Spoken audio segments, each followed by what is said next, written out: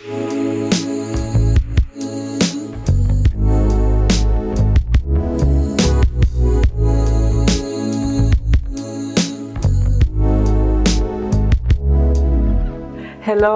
this is me barefaced on Sunday morning. I returned from Romania 2 days ago, and I usually like soon after a holiday to dedicate a day in taking care of my body, of my skin, of my hair. This morning I did a facial and my skin feels so good. I like to use a face steamer and show it to you. Whenever I have the time, I'm using this face steamer. It's a Japanese product. I like it so much. Part of my self-care routine is listening to soft music, reading a book, drinking a cup of tea or coffee, being outside in the garden. The weather today is wonderful. The sun is shining, but I'll have to look for a specific place where I can sit in the sun because the grass grows so high. Somebody will be coming to cut it next week. My cats brought yesterday and today 3 snakes. It's crazy. So there are snakes in the garden, and I'll have to look for a safe place for me and for them because they are scared of people. I'm scared of them. And today I would like to share with you some of my experiences in Romania. I was born in Bucharest, and the capitals are not representative of the rest of the country. I know very, very much about Bucharest. I've been living there my first 21 years. I'm going to apply this because my lips are getting dry. I mentioned it before. It's a nipple cream from Lancino. It's a lanolin nipple cream, and it's perfect for using it for the lips as well. I never had babies, so that's the only purpose for this cream. Is amazing. It was recommended in a video by Dominic Sachs, and I'm buying it ever since. I think it's the 4th or the 5th piece that I bought. Yeah, so today I would like to share with you my impressions. I've been going to places that I haven't been there before, and I was in awe by their beauty. Many people have been asking me here in Vienna about Romania. They don't know anything. For example, my neighbors, they saw me pack in the car one day before leaving, and when I told them that the border is about 6 hours away, they were so surprised. So 6 hours away from Vienna. And also my customers, they ask me about Romania. They don't know anything about it, anything firsthand. My advantage is that I speak the language, so it's very easy to travel. It's very easy to connect with people. Many people speak English, French, not too many German, but depending on the area, you can find people speaking German or Hungarian. Sure, it's easy to communicate in Romanian. I'm going to do a very light makeup because I'm not going anywhere. I will just be staying at home in the garden, but I wanted to present myself fresh in front of you. I'm usually wearing one of my silk fabrics in the morning on the hair to keep it put, and I had some hair rolls in the hair. I had like 5 or 6, not many. And since 2 days I've started using castor oil on my eyebrows. I did a mistake to use it yesterday in the morning after dressing, and I got a drop of castor oil on my top, and you could see it. So if I know that I'm not going out, then I would use it, or in the evening.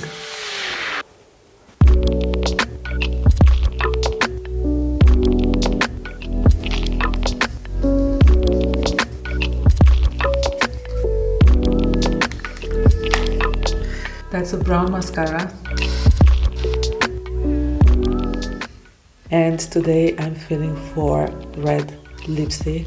I told you that I will be just staying at home some hours in the garden, but I feel for red lipstick.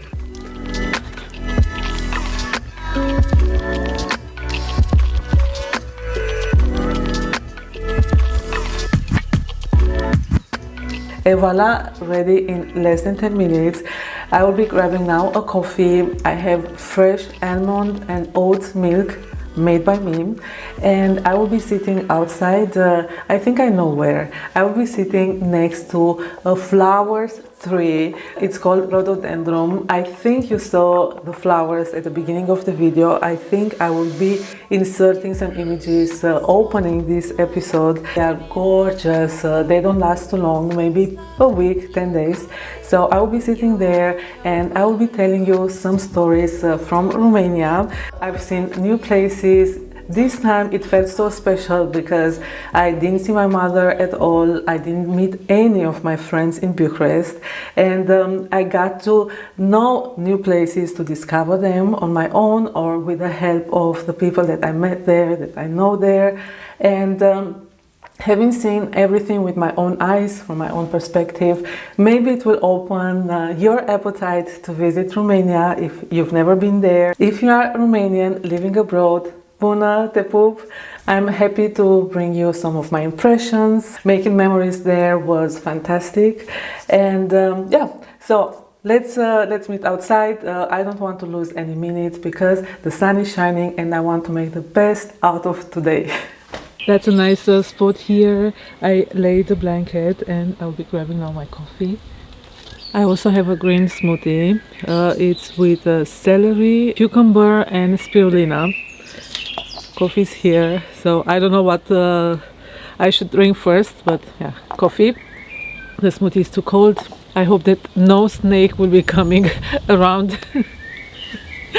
This will be interesting for you to see my reaction.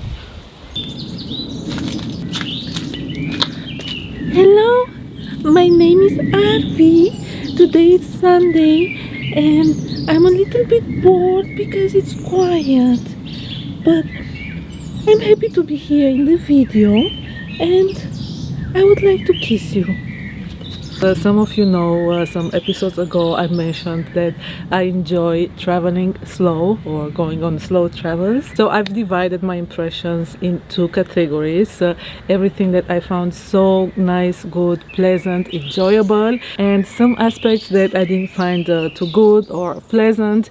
No matter how well prepared you are to encounter some unpleasant surprises, there will always be situations when you simply wonder, and I would like to share them with you.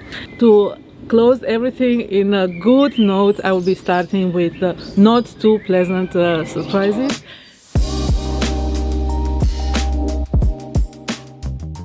As I said, it was very practical for me to be able to speak the language. Why? Not everywhere there are street signs. So if you want to travel to a hideaway location, to a small village, a small church or a big monastery in the forest, Google helps you, but not everywhere. There were situations when I didn't find any street sign leading me to the address. I've had to ask locals. Locals are so friendly. That's one of the many positives about Romania. Romanians like tourists. They like foreigners, tourists. It's not a saturated market as it is in Vienna. In my case, they were very surprised that I speak Romanian because they saw my Viennese number plate. I don't look Romanian. They were so positively surprised. I'm looking for snakes around. I'm a bit obsessed with that because, yeah, the grass is so high. It's a paradise for them here, but I don't want them to come around me. Yeah, and they were very helpful.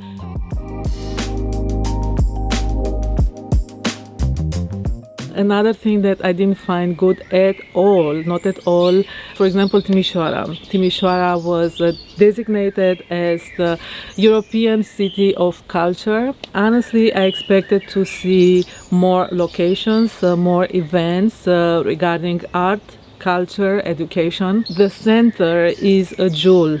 There are 3 squares: Victory Square, Unification Square, and the Freedom Square. Beautiful, beautiful places. The buildings are marvelous. The negative about those buildings is that almost to each ground floor, or whenever you see a space for trade, for business, 90% of them are occupied by the gastronomy field. You know, I love to eat, I love to drink coffee. By the way, coffee, I will have another sip. I tried beer. The beer was at a brewery, was not in the center. You see only restaurants, pizzerias, trattorias, you see cafes, you see pubs, bars, lounges, ice cream parlors, sweets, cakes, biscuits, shops, different bistros or fast food, takeaway.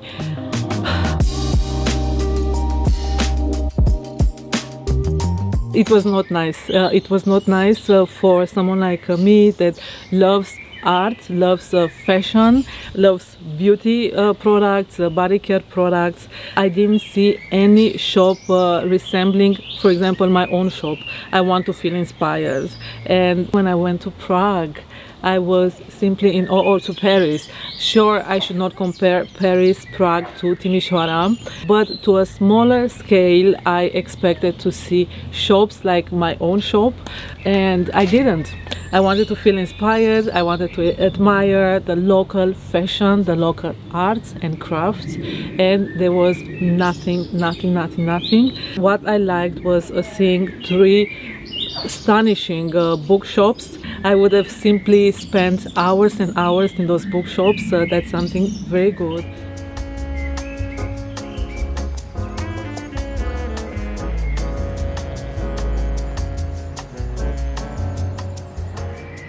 But I wanted to see some art galleries on home decor. I love home decor, or wood crafts, pottery crafts. I wanted to see simply specialized shops. I only saw one Korean shop. I loved it. I wanted to see some leather goods shops like I saw in Florence. I went to Guban. Guban is a wonderful shoe factory with a long tradition. I've been presenting the shoes that I bought from them last year, and I love them. I haven't seen such shoes in Vienna, and I came back to buy more pairs, and the shop was closed for good. A long tradition factory, a long tradition shop is closed for good. I was given the information by the person that took over the space that they are opened in Brasov, so not in Bucharest, not in Timisoara, in Brasov. I don't know why. I didn't want to know more because Guban means Timisoara, and I wanted to see concept stores or paintings, posters, postcards, frames. A store like my friend Maria has with wonderful frames made to order. There was nothing of it, and I thought deeper. I've spoken to some people there. I got to the conclusion that the rents being so high, like you cannot imagine how high they are. But I can tell you that my mother, as a former teacher, her pension is 450 euros a month. Sure, I should not compare a former teacher's pension to the rent in Timisoara or to the possibility of someone having a business to pay a high rent. I don't know the average salaries, but I would say it would be around 800 euros to 1,500 euros. And a rent there in one of those squares goes up to 15,000 euros.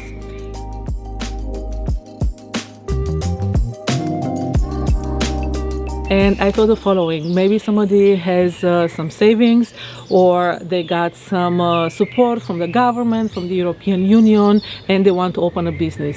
They know for sure that selling fashion, selling handmade products, having a concept store, having an art gallery will not bring the same income as having a gastro place, as having a pizzeria, trattoria, a restaurant, a bistro, imbis, as we say in Vienna, cake shop. People will always buy food, but not too much food for the soul, for the mind.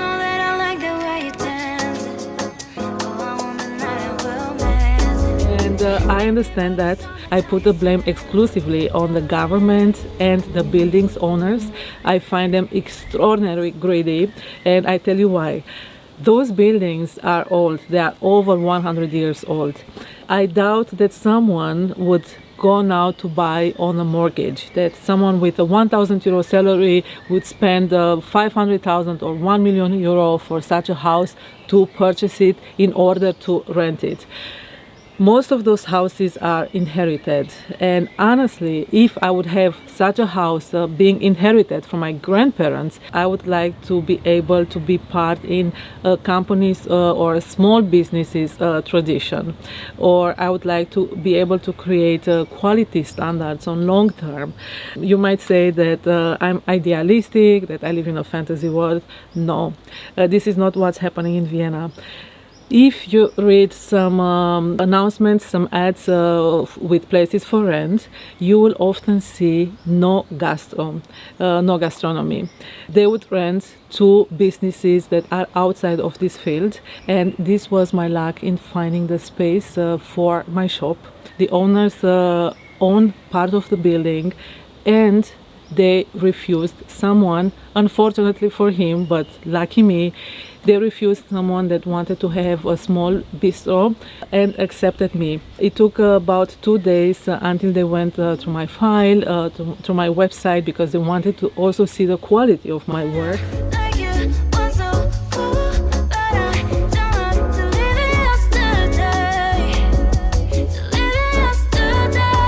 And they accepted me. Another point, in order for my business to survive on a long term, they are still keeping the pandemic rent is reduced by 10%, and this makes a difference. I'm not going to tell you how much I'm paying, but it's so helpful. It's so helpful for me to survive. I always say that Vienna or a beautiful city like Timisoara is losing value if small specialty shops would disappear. Having them inside the city is part of the local value. I didn't see this value in Timisoara, and every time I'm coming back there, I see a different place, a different restaurant, a different cafe with loud music opened. Those businesses are not surviving. They are not surviving the year. I went for a coffee in the Unification Square, and there were some banners, some posters there. If you want to sit on the terrace, you have to eat, not just to drink. At first I said, why? I mean, I asked the waitress if I can only have a coffee and an orange juice, the terrace being completely empty, and she said, yes, of course, sure. Yes, you don't have to eat. I understand their type of desperation, that they need to bring in income in order to pay the rent. Another thing that I've noticed post-pandemic, but it's not just in Timisoara. I'm sure it's a situation that happens in many cities, many countries. The hotel fees increased a lot, and I was a little bit shocked because they doubled to what I know. Regarding the accommodation, I had a wonderful, wonderful time everywhere. Not too much regarding the noise level in Malder. The location is superb, is wonderful. I see the effort of the owners, of the administration, of the staff. I think there were about 10 staff members on the day that I left, taking care of the gardens, of the rooms. Wonderful, wonderful location of high standards, high quality. But to me, everything fades or is losing the value if it's not quiet.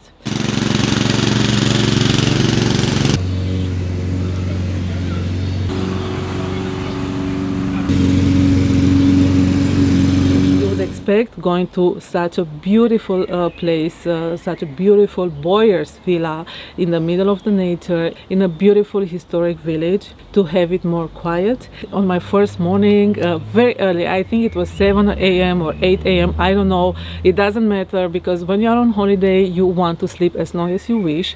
Sometimes I'm missing breakfast because I would rather sleep than eat. I've heard a kindergarten. I wasn't sure if it was a kindergarten or a school, and when I asked at the reception what was it, it was so loud. The kids, of course, they are kids, they play, they have to enjoy. The day was beautiful, sunny, warm, and at the reception she said, yes, it's a kindergarten and a school. right under my balcony. And another point, the cleaning staff was loud in the morning. From above I could hear everything. Later that day from the guests, you cannot do much about it, but you can do something. First of all, I believe in putting some signs. This is what I've learned coming to Austria, living in Vienna. You see signs, please be quiet, or I don't know, simply to bring a bit of awareness.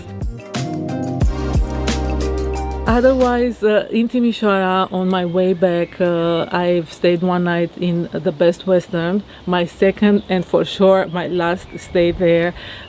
Beautiful hotel, amazing thing that I had a parking place right in front of the stairs. Very chic room, very pleasantly designed, but I didn't sleep 1 hour, not even 1 hour. I've asked for a quiet room. The receptionist said, I'm going to give you the most quiet room. It's on the 3rd floor. I got into the room, it was nice and quiet, but the next shift at midnight checked in 3 families just besides my room. So there were 3 rooms besides my room. They also had a dog, but the dog was quiet. The people were so loud throughout the night. It was very warm in the room. The air conditioning was also extremely loud. Then I wanted to open the windows, and there was constant noise from the street. I couldn't sleep at all, not from the heat in the room and from the noise from my neighbors. In the morning they said, oh, we could have changed your room, but yeah, I didn't have the energy to change the room.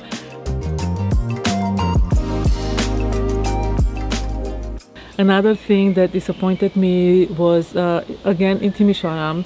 Timisoara being the European cultural capital of 2023, receiving a lot of support from the European Union, from the government. I think it had to do more. I said it earlier, what exactly, but the National Art Museum fully disappointed me. First of all, for selling tickets to a space that it's already rented to a group.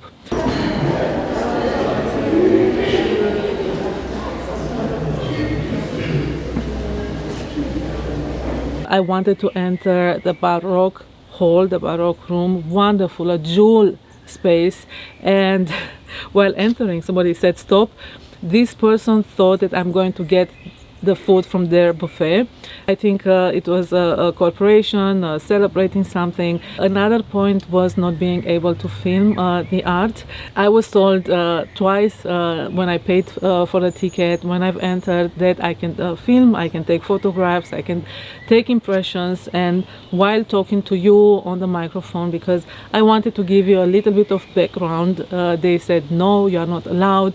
I expected them to say, okay, not from the Pompidou Center paintings, yeah, don't film them, but let's find some paintings that you can bring to your viewers' attention. It didn't happen. Categorically they said no. And I always say that art should be shared. That's my opinion. That's a big part of my channel, sharing my impressions, my feelings, my interests, and what I find relevant, what I find inspiring.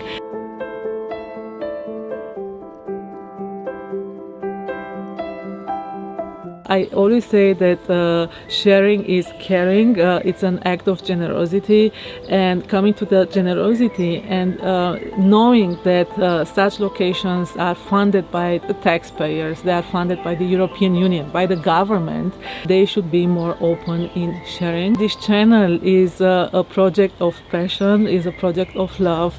I don't earn any money out of this channel. It's simply about my joy and passion. By the way, what comes in mind is also art safari. Again, they didn't let me film. It's a beautiful exhibition in Bucharest about art, about national and international art, and back then they said that I should pay, I don't know, a huge fee for taking for recording on camera. And I said, I have a little tiny channel, it's not monetized, I don't earn any money, I'm not a videographer, I'm not a video maker, I'm not doing documentaries. It's simply a hobby, and I would like to document my visit. I would like to show it to my viewers on YouTube. They said no. I never had such discussions in Austria, in Vienna, never. And what's very nice, and I find it as a sign from above, when I arrived to my shop yesterday, I found in the mailbox, I found a card that grants me free entrance to museums in Vienna and outside of Vienna for being able to document what I see. This is amazing, this is great, and this is what Romania should learn more. Another story that comes from Câmpul Lung this time, Câmpul Lung Mușcel. This is where the city where my mother lives. Many years ago, I've been taking some photographs in a beautiful restored villa. And when I wanted to come back to photograph it again for my blog, I was given again a closed door, a huge no. And this person, the architect, which is in charge with this villa, it's called Villa Golescu, told me on the phone, actually, we don't need any of your photographs. We don't need any exposure from you if you publish the photographs on your blog. I have the feeling that you want to show off that you are here. And this almost shocked me that it comes from an architect. And the curator of the National Art Museum in Timisoara told me that she's an artist and she doesn't understand my need of wanting to document my visit and wanting to show you here on the channel on YouTube. And then I thought, wow, being an artist, that she doesn't know it. It is how it is. Let's move on now to all the good points. So the good points. Just to know a little bit about me, I will do a separate video if you want to know more about my background. I was born in the communist years in Romania. Romania, even today in 2023, after so many years after the revolution that happened in 1989, it's still a country in a developing phase. And every time I'm going to Romania, I moved to Austria in 2002, so 21 years ago. Every time I'm going to Romania, I see something positive, I see an improvement. And now it was a bigger, starker contrast to the improvement going to Timisoara. I see that all the public European Union funding has been wisely used.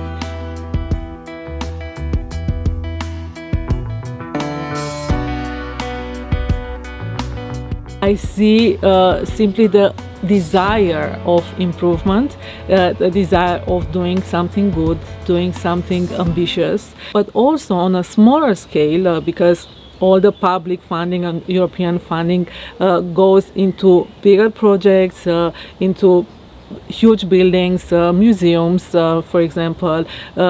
Banat Museum, I wanted to visit it. It was closed for renovations. It's going to take years. The streets have been so much more improved. Transportation as well. Yeah, bravo. And on a smaller scale, when I got to speak to some small business owners, they've told me that everything they have earned in the pandemic, for example, many businesses were doing very, very, very good with the money that they've earned, with the profits they reinvested into improving their space, a hotel or a restaurant. They didn't keep the money to themselves. They want to offer a better space in quality, in services to their guests, to the tourists, to their friends, to the customers.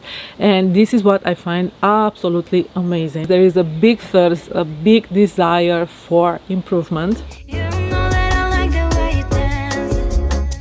What I so much loved was the food. The food was delicious. I always say it has taste that I sometimes miss in Vienna. So the food was absolutely delicious, very, very, very fresh. I've been for the first time ever in Serbia, and I so much thank my friends Bianca and Marius for bringing me to Serbia. It was fantastic. Everything. What I've noticed, I was looking for a pharmacy, and I've asked the lady in English where the pharmacy is, and the Serbian lady said, do you speak Romanian? So she spoke Romanian but not English. This was funny.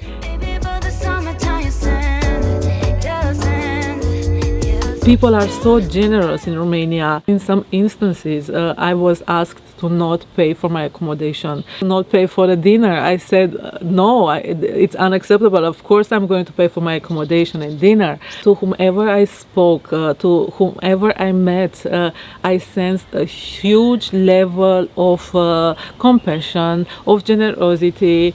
No matter what stories we were talking about, what subject we were touching, I felt the compassion in people's heart, mind, the way they were acting and speaking.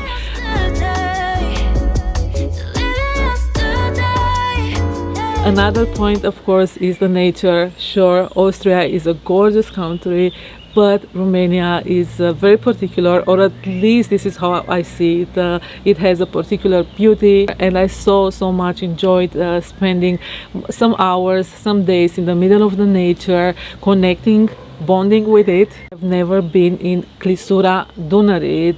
I think in English is the Danube cluster.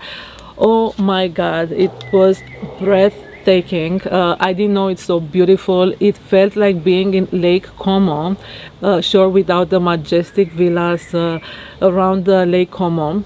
So imagine Lake Como without the villas, but the pure raw beauty of it. And this is how it felt on the way along the Danube cluster. Absolutely nature wonder, of course, helped a lot by people. The street was impeccable, was so smooth and nice to drive. Another highlight represents my visits to the monasteries. Wow, each and every one of them, first of all, was an architectural beauty. Then the places were so serene. I was lucky that there were no tourists around, although they are very famous, they are well known to the locals, but also to the people from farther distances. So it was very quiet. I got so many lessons from being there at those monasteries. First of all, maybe it sounds so simple, but how clean the places were, pristine. I know that God loves clean places, in all regards clean, and this is what I saw and this is what I've learned, how a space being clean empowers you, lifts you and opens your senses.